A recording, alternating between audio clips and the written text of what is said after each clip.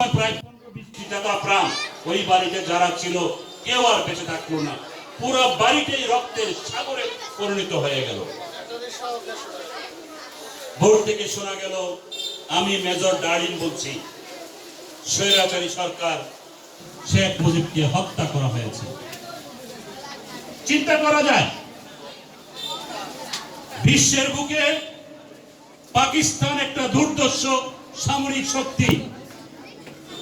সেই দুর্ধর্ষ সামরিক জান্তা জাতির জনক বঙ্গবন্ধুর গায়ে হাত তুলতে পারে নাই। সেই দুর্ধর্ষ সামরিক সন্তা বহুবার প্ল্যান করো জাতির জনক বঙ্গবন্ধু শেখ মুজিবকে ফাঁসির কাছে ঝুলাতে পারে নাই। আমরা কিরকম দুর্ভাগ্য, আমরা দুর্ভাগ্য জাতি, আমরা আমার ত্রাণ কর্তাকে গুলি করে মেরে ফেললাম। মেরে ফেলে হুঙ্কার দিয়ে বললাম যে কে আসো, আমি মেরে ফেলছি, পারলে আমার বিচার করো। আপনারা যারা মুরব্বী আছেন তারা জানেন সবকিছু। সেই বিচার বন্ধ করে দেওয়া হলো। বঙ্গবন্ধুর হত্যার বিচার হবে না। 15 আগস্ট যে হত্যাকাণ্ড সংঘটিত হয়েছে সেই হত্যাকাণ্ডের বিচার হবে না। চিন্তা করা যায়, তার পরবর্তী সময়ে আমরা দেখেছি সাধারণত একটা ঝগড়া হলে গ্রামের মানুষ, মহল্লার মানুষ বলতো, জাতির ভিতরে মেরে ফেলেছে, কিছু হয় না, তোরে মারলে কি পাল্টা হবে, এরকম বলছে না? মানুষের কালচারটা এরকম হয়ে গেছিল। যে দেশে জাতির পিতার হত্যার বিচার হয় না, এই দেশে আপনার আমার হত্যার বিচার হবে, সেই পর্যায়ে চলে গিয়েছিল। এই বঙ্গবন্ধু সৈনিক লীগ সেই শোককে শক্তিতে পরিণত করে 1995 সালের এইরকম 15 আগস্ট আমরা শপথ নিয়ে সারা বাংলাদেশে বঙ্গবন্ধুর হত্যার বিচার কিভাবে করা যায় আমরা আন্দোলন গড়ে তুলেছি। আমরা ভাগ্যবান যারা সেই আন্দোলন আমরা জড়িত হয়েছি। বঙ্গবন্ধু সৈনিক লীগের প্রতিটা নেতা কর্মী গর্বের সাথে বলতে পারে, আমরাই প্রথম 1995 সালের 15 আগস্ট থেকে সারা বাংলাদেশে ঘুরে ঘুরে জাতির জনক হত্যার বিচারের আসামিদের কাঠ ধরা দাঁড় করানোর জন্য আন্দোলন গড়ে তুলতে সক্ষম হয়েছিলাম।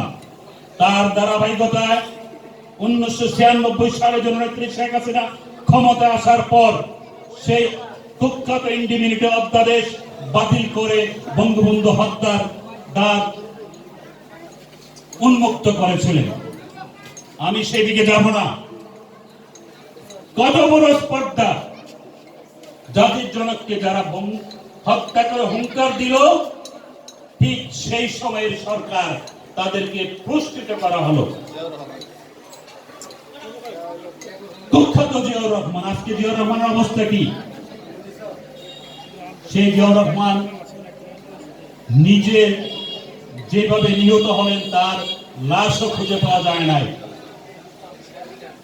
গ্রামে একটা কথা বলে, আল্লাহ তাআলা যাকে নান্নত দিবে, নান্নত বুঝেন, যাকে কলঙ্কিত করবে সেটা এই পৃথিবীতে মানুষকে দেখায় নিবে। জিয়াউর রহমান নিহত হলেন কোথায় আপনারা জানেন? চট্টগ্রামের সার্কিট হাউসে।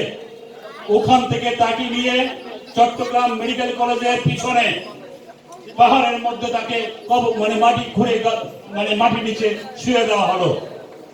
কিছুদিন পরে সেই লাশ, সৃষ্টিকর্তার ইশারা আপনারা দেখেন, সেই লাশ নিয়ে আসলো কোথায়? ঢাকায়। ঢাকায় নিয়ে আসে ঢাকায় সংসদ ভবনের পিছনে লেকের উত্তর পাশে তাকে পুনরায় কবর দেওয়া হলো। শুধু নিয়তেই নান্নতের জন্য, জুতা পেটার করার জন্য। আপনারা জানেন পীর ফকির গাউস কুতুব ওলিয়া উলিয়া যারা মানুষের কল্যাণে নিবেদিত থাকে তাদের কবরের সামনে গিয়ে সবাই আমরা মুনাজাত করে দোয়া করি, হে আল্লাহ এই মানুষটা ভালো ছিল, আপনারা সবাই তাকে যাতে জান্নাতবাসী করা হয়। আপনারা চিন্তা করতে পারেন আল্লাহ তাআলার কি সৃষ্টির রহস্য। জিয়াউর রহমানকে ওখানে শুয়ে দেওয়া হলো, আর ওখানে গিয়ে যত বখাটা মহিলা আছে, বখাটা ছেলে পেলেরা আছে, ওই কবরের পাশে গিয়ে প্রস্রাব করে এবং যত অনৈতিক কাজ আছে সেখানে করে। চিন্তা করা যায়, কবরে কোরআন শরীফ পড়া হবে, কবরে দোয়া হবে, মিলাদ হবে, ওখানে অন্ধকারের মধ্যে এই কাজটা হয়। এটা নামক, এটা তার প্রাপ্য। জাতির জনককে সে হত্যা করেছে, শিশুর আসালকে সে হত্যা করেছে, কোন অন্যায় ছিল না তাদের, এটা তার নান্য। আরো হবে, দেখছেন দেশ থেকে পালিয়ে গেছে তারেক জিয়া, কি খাম্বাচোর, খাম্বাচোর বলেন না আপনারা, হাজার হাজার কোটি টাকা চুরি করেছে খালেদা জিয়া। এই চুরির টাকা জায়েজ করার জন্য উনি কি বলে জরিমানা দিয়েছেন। সেই খালেদা জিয়া এতিমের টাকা চুরি করার কারণে আজকে জেলে। জননেত্রীর দয়ায় উনি উনার ঘরে থাকছেন।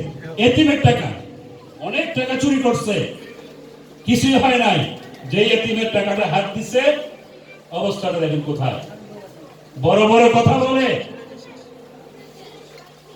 যাক জিয়াউর রহমান নানতের কারণে আজকে সেই তার কবরে জুতা পিটা করা হয়, কবরের অবৈধ কাজ করা হয় রাত্রেবেলা। আমি যদি মিথ্যা কথা বলি, হাতে চুরি পরব, রাত্রে 10টার পরে গেলে এখানে দেখবেন তার পিছনে কি হচ্ছে, নামনত।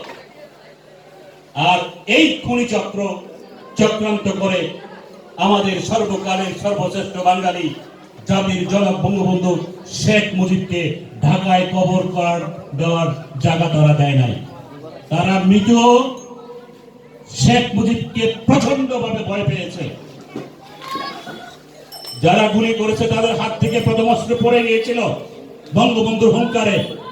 তারা বঙ্গবন্ধুকে ঢাকায় কবর দিতে দেয় নাই, কারণ ঢাকায় কবর দিলে এই বঙ্গবন্ধু মাটির থেকে বেরিয়ে আসবে, বঙ্গবন্ধুর রক্তের উত্তরসূরিরা মাটির থেকে বেরিয়ে আসবে, বঙ্গবন্ধুর স্বপ্নের সোনার বাংলার আদর্শ শরীরটা।